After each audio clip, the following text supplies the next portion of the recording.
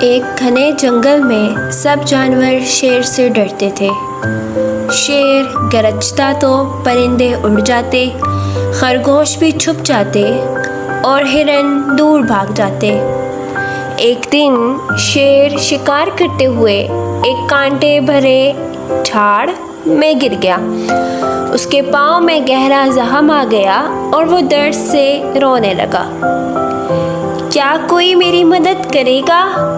اس کی آواز کمزور ہو چکی تھی، لیکن کوئی بھی جانور قریب نہ آیا۔ سب درختوں کے پیچھے چھپ کر دیکھتے رہے۔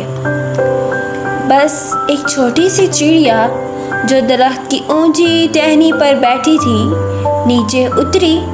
اس نے شیر سے نہ ڈر کر اس کے زخم پر پانی کے قطرے ڈالے، نرم گھاس رکھی اور اپنے چھوٹے پر ہلا ہلا کر ہوا کرتی رہی۔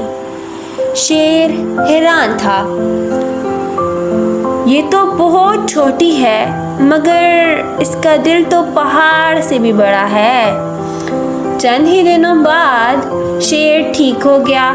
اس نے سب جانوروں کو بلایا اور کہا، میں اب کسی کو نقصان نہیں پہنچاؤں گا۔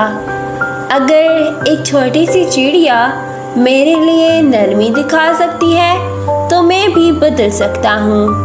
تب سے وہ جنگل کا محافظ بن گیا اور چڑیا بھی اس کی سب سے اچھی دوست بن گئی۔ تو پیارے بچوں، اس کہانی سے ہمیں یہ سبق ملتا ہے کہ ہمدردی کسی بھی خوف کو شکست دے سکتی ہے۔